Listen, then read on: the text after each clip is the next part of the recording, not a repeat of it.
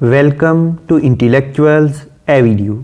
आज हम Robert Frost की जिस पोइम को डिस्कस करेंगे उसका टॉपिक है आफ्टर एप्पल पिकिंग, यानी सेब तोड़ने के बाद। ये पोइम 42 लाइंस पर कंसिस्टेड है, जिसमें पोइट हमें ये बताने की कोशिश करता है कि इंसान की ख्वाहिशात लामहदूद हैं। जब इंसान की एक ख्वाहिश पूरी हो जाती है तो इसके साथ ही दूसरी ख्वाहिश जन्म लेती है।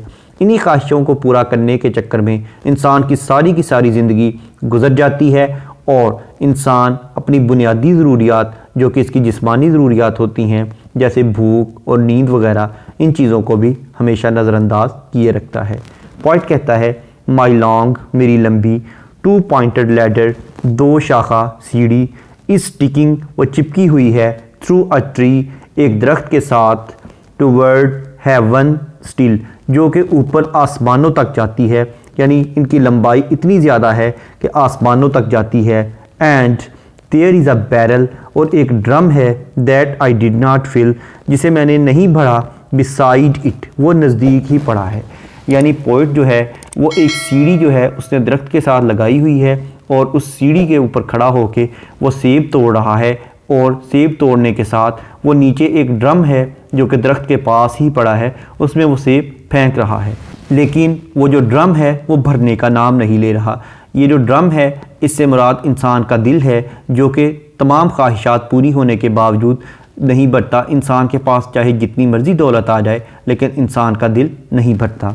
एंड देयर, और वहाँ, मे बी 2 और 3 एप्पल्स, 2 या 3 सेब ऐसे रह गए हैं, आई डिड नॉट पिक, जिन्हें मैंने नहीं तोड़ा, अपॉन सम बाउ, वो किसी शाख पर लगे हुए हैं जिन पर मेरी नज़र है, लेकिन मैं भी उन्हें तोड़ नहीं पाया। But I am done with Apple picking now, लेकिन अब सेब तोड़ने के अमल से मैं मुकम्मल तौर पर थकावट से चूर हो गया हूँ। इसेंस ऑफ विंटर स्लीप, और मौसम सरमा की जो नींद है, इसकी खुशबू, इज़ ऑन द नाइट, वो रात के वक़्त मुझ तक पहुँच गई है। अब रात हो गई है और मौसम सरमा की जो रातों की नींद है उसकी खुशबू भी मुझे तंग कर रही है कि मैं सो जाऊं। द सेंट ऑफ एप्पल्स, लेकिन दूसरी तरफ सेबों की खुशबू है। यानी एक तरफ इंसान के जिस्मानी तकाज़े हैं जो कि उसे रेस्ट पर आमादा करते हैं, उसे आराम करने पर आमादा करते हैं, लेकिन दूसरी तरफ उन्हीं सेबों की खुशबू है, यानी इंसान की ख्वाहिशात की खुशबू है जिनको वो पूरा करना चाहता है, और उसके लिए इंसान अपनी नींद को हराम कर लेता है। आई एम ड्राउजिंग ऑफ, और अब मैं मदहोश हो रहा हूँ, यानी जो सेबों की खुशबू है वो भी मुझे मदहोश कर रही है, और दूसरी तरफ जो नींद की खुशबू है वो भी मुझे अपनी तरफ अकसा रही है। आई कैन नॉट रब the strangeness from my site, अभी तक मैं अपने नज़ारे से उस अजनबियत को ख़त्म नहीं कर पाया। I got from looking through a pane of glass, pane यानी शीशा, खिड़की या दरवाजे का शीशा, और ग्लास का मतलब भी है शीशा, लेकिन यहाँ उससे मुराद है एक बर्फ़ का टुकड़ा जो कि उसने अपनी आंखों के सामने रख के उसमें से कुछ चीज़ देखने की कोशिश की थी। आई स्कीम्ड, स्कीम का मतलब है दूध के ऊपर से मक्खन वगैरह को उतार लेना या मलाई वगैरह को अलग करना। तो वो कहता है कि मैंने उस बर्फ़ के टुकड़े को ऊपर से उतार लिया था दिस मॉर्निंग, आज सुबह, फ्रॉम द ड्रिंकिंग ट्रफ, उस पानी पीने वाले होज़ में से, यानी जो पानी पीने वाला होज़ है उसके ऊपर बर्फ़ की एक तह जम गई थी। मैंने उसको ऊपर से उतार लिया और उसे आंखों के सामने रखकर उसमें से कुछ देखने की कोशिश की। And held against the world of hoary grass, और उसको देखने से मुझे जो घास थी वो सफ़ेद रंग की नज़र आई, क्योंकि हॉरी का मतलब है सफ़ेद, यानी उस घास के ऊपर भी बर्फ़ जमी हुई थी, और जब मैंने आंखों के सामने उसे रख कर देखा तो मुझे घास के ऊपर भी बर्फ़ जमी हुई दिखाई दी। इट मेल्टेड, फिर उसके बाद वो जो बर्फ़ थी वो पिघल गई। And I let it fall and break, मैंने उस बर्फ़ को गिरने दिया और टूटने दिया। But I was well upon my way to sleep before it fell, लेकिन मेरी नींद इतनी शिद्दत इख्तियार कर चुकी थी कि मेरे दिल में ख्वाहिश थी कि वो बर्फ़ जो है उसके गिरने से पहले ही मैं सो जाऊं।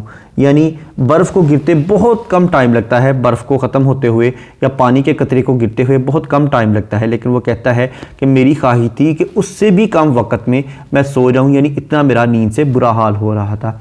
एंड आई कुड टेल, और मैं बता सकता था, what form my dreaming was about to take, कि मेरे ख्वाब अब कौन सी शक्ल इख्तियार करने वाले हैं, यानी मुझे किस तरह के ख्वाब आएंगे। उसके बाद अब वो ख्वाब का मंजर बयान करता है कि उसे ख्वाब में क्या चीज़ नज़र आएगी। वो कहता है मैग्नीफाइड बड़े बड़े एप्पल्स सेब अपीयर एंड डिसअपेयर, यानी वो कभी ज़ाहिर होंगे और कभी गायब हो जाएंगे। यानी इंसान जो कुछ सारा दिन सोचता है वही चीज़ उसके जहन पर असरअंदाज होती है और वो उसके अनकॉन्शियस में चली जाती है, और जब वो ख्वाब देखता है तो वही अनकॉन्शियस माइंड की चीज़ें उसे दिखाई देना शुरू कर देती हैं। सारा दिन वो सेबों के बारे में यानी अपनी ख्वाहिशात को पूरा करने के बारे में सोचता है, इसीलिए रात के वक्त उसको वही ख्वाहिशात पूरी होती हुई ख्वाबों में दिखाई देती हैं। स्टेम एंड, कभी तो वो जो सेब हैं मुझे तने वाली शक्ल से दिखाई देते हैं, यानी वो डंडी वाली शक्ल जो कि शाख के साथ लगा होता है, यानी उस तरफ से मुझे सेब दिखाई देते हैं। एंड ब्लूसम एंड, और कभी दूसरी खिली हुई शक्ल से दिखाई देते हैं, यानी आते नज़र मुझे सेब ही हैं लेकिन शक्लें बदल बदल कर मुख्तलिफ पोज के साथ सेब ही दिखाई देते हैं। एंड एवरी फ्लैक ऑफ रसेट, और फ्लैक का मतलब है दाग, रेसेट यानी सुरख रंग का, और सेब के ऊपर जो हर सुरख रंग का दाग होता है शोइंग क्लियर, वो भी मुझे बड़ा वाज़े दिखाई दे रहा है।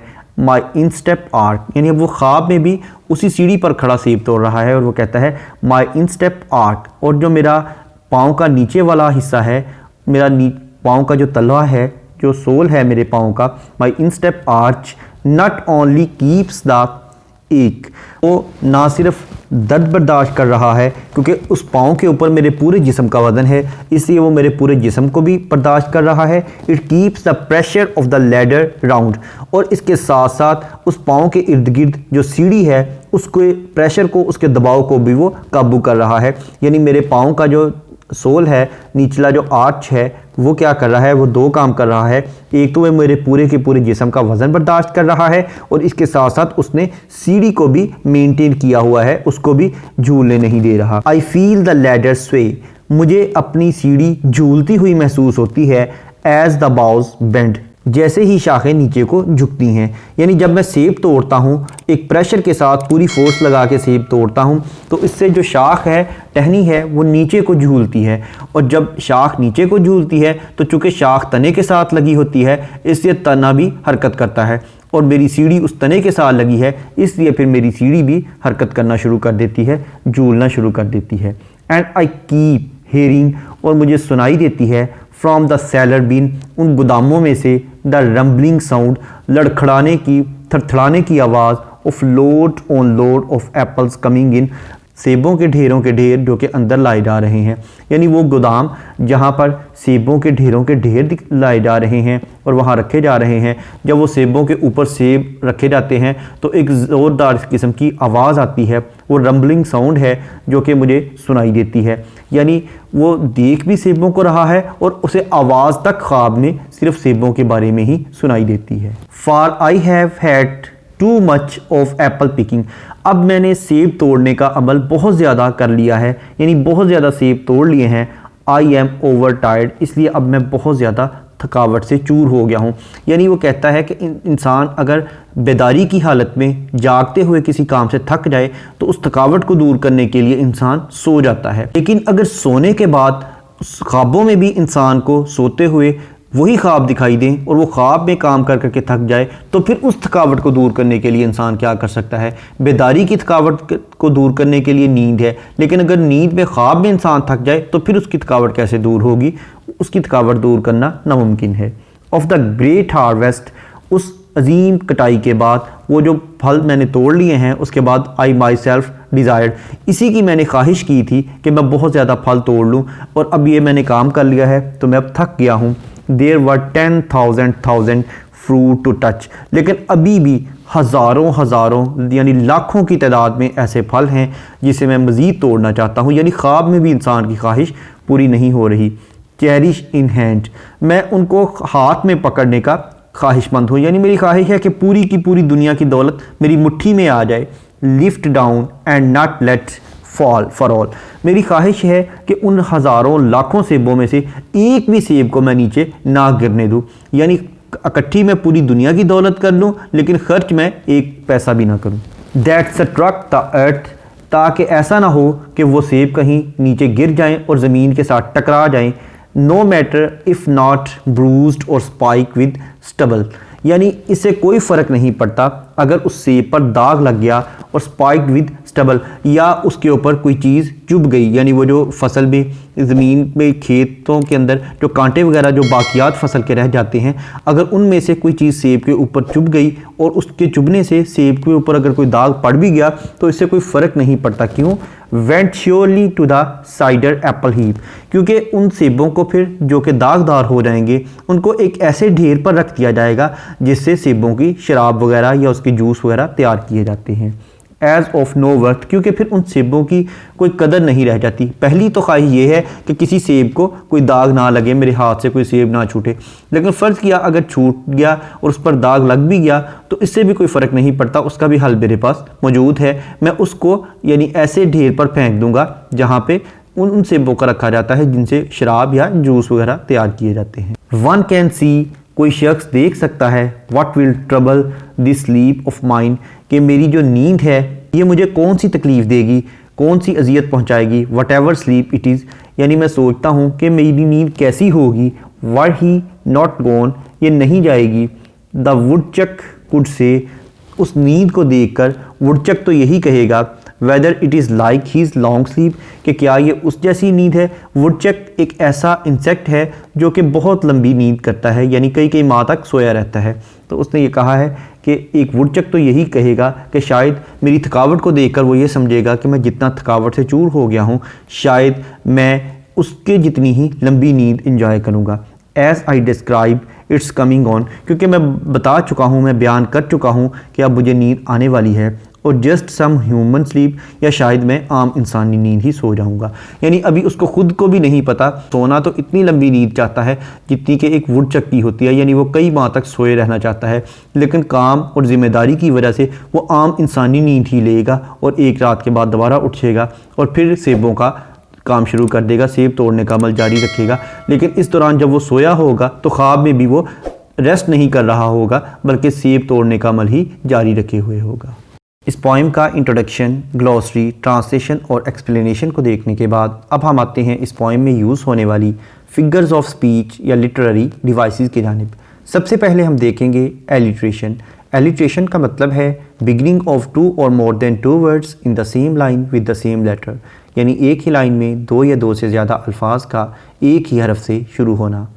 जैसा कि लाइन नंबर 1 में लॉन्ग, लैडर, ये दोनों वर्ड्स एल लेटर से स्टार्ट हो रहे हैं।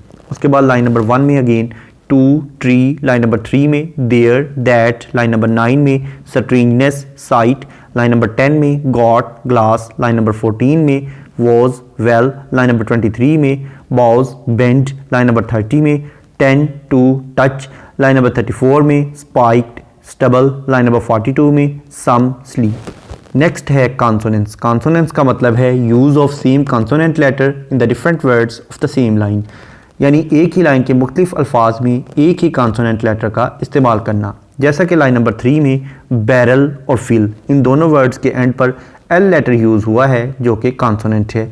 उसके बाद लाइन नंबर 11 में मॉर्निंग, ड्रिंकिंग, लाइन नंबर 12 में अगेंस्ट, ग्रास, लाइन नंबर 13 में melted, let, fall, line number 15 में बिफोर, फेल, लाइन नंबर 17 में व्हाट, अबाउट, लाइन नंबर 34 में ब्रूज्ड, स्पाइक्ड। नेक्स्ट है एसोनेंस। एसोनेंस का मतलब है use of same vowel letter in the different words of the same line, यानी एक ही line के मुख्तलिफ अल्फाज में एक ही वावल लेटर का इस्तेमाल करना। जैसा कि लाइन नंबर 3 में डिडेंट, फिल, इन दोनों वर्ड्स में आई लेटर यूज़ हुआ है जो कि वावल है। लाइन नंबर 5 में डिडेंट पिक, लाइन नंबर 6 में विद, पिकिंग, लाइन नंबर 7 में विंटर, इज़, लाइन नंबर 10 में गॉट, फ्रॉम, लाइन नंबर 11 में schemed, drinking, morning, line number 12 में एंड, अगेंस्ट, लाइन नंबर 18 में एप्पल्स, अपीयर, लाइन नंबर 19 में stem, and, line number 31 में cherish, in, lift, line number 36 में of, no, worth, line number 38 में this, it, is, line number 39 में not, gone. Next है एंजम्मेंट। एंजम्मेंट का मतलब है कि अगर किसी लाइन को पढ़ने के बाद उसकी प्रॉपर अंडरस्टैंडिंग डेवलप ना हो बल्कि इसके लिए नेक्स्ट लाइन की सपोर्ट की ज़रूरत हो तो ऐसी लाइन को रन ऑन लाइन कहते हैं और इस टेक्निक को एंजम्मेंट कहते हैं। इसके बरक्स अगर किसी लाइन को पढ़ने के बाद उसकी प्रॉपर अंडरस्टैंडिंग डेवलप हो जाए तो ऐसी लाइन को एंड स्टॉप लाइन कहते हैं। इस पोएम की लाइन नंबर 1 एक रन ऑन लाइन है जिसमें वो कहता है my long 2 pointed ladders sticking through a tree, मेरी लंबी 2 शाखा सीढ़ी एक दरख्त के साथ चिपकी हुई है। अब वो कितनी लंबी है वो नेक्स्ट लाइन में बयान करता है, टुवर्ड हेवन स्टिल, वो इतनी लंबी है कि आसमानों तक जाती है। उसके बाद इसकी लाइन नंबर 3 भी एक रन ऑन लाइन है जिसमें वो कहता है and there is a barrel that I didn't fill, और एक बैरल है, एक ड्रम है जिसे मैंने अभी तक नहीं भरा। वो बैरल कहाँ पर है वो नेक्स्ट लाइन में बयान करता है, बिसाइड इट, वो इसके पास ही पड़ा है। नेक्स्ट है मेटाफर। मेटाफर का मतलब है किसी चीज़ को उसकी क्वालिटी की बेस पर उससे बेटर या वर्स चीज़ डिक्लेयर कर देना। जैसा कि इस पोएम में जो एप्पल है वो इंसान की वेल्थ और दौलत का मेटाफर है, यानी इंसान जितनी मर्ज़ी दौलत कमा ले, जितनी मर्ज़ी अर्निंग कर ले, इसके बावजूद उसकी ख्वाहिश पूरी नहीं होती। तो इंसान के दिल में ज़्यादा से ज़्यादा दौलत की ख्वाहिश रहती है। जिस तरह के पोइट ज़्यादा से ज़्यादा एप्पल तोड़ना चाहता है, इसी तरह से इंसान जो है वो ज़्यादा से ज़्यादा वेल्थ हासिल करना चाहता है। और जो बैरल है जिसको वो सेबों से भरना चाहता है लेकिन वो भर नहीं रहा, वो उसके हार्ट का, उसके दिल का मेटाफर है। यानी इंसान का दिल कभी भी चीज़ों से, दुनियावी ख्वाहिशात से नहीं भरता। एक चीज़ के मिलने के बाद मज़ीद चीज़ों की ख्वाहिश पैदा होती रहती है। नेक्स्ट है कायसुरा। कायसुरा का मतलब है कि अगर पोइट किसी लाइन में पंक्चुएशन मार्क यूज़ करे ताकि वो इसमें ब्रेक या पॉज ले सके तो इसे कायसुरा कहते हैं। जैसा कि लाइन नंबर 4 में बिसाइड इट के बाद उसने कॉमा यूज़ किया है। नेक्स्ट है एनाफोरा। एनाफोरा का मतलब है बिगिनिंग ऑफ 2 और more then 2 lines with the same word, यानी 2 या 2 से ज़्यादा लाइनों का एक ही लफ्ज़ से शुरू होना। जैसा कि इस पोएम की लाइन नंबर 9, 10 और 11 तीनों लाइंस आई से स्टार्ट हो रही हैं।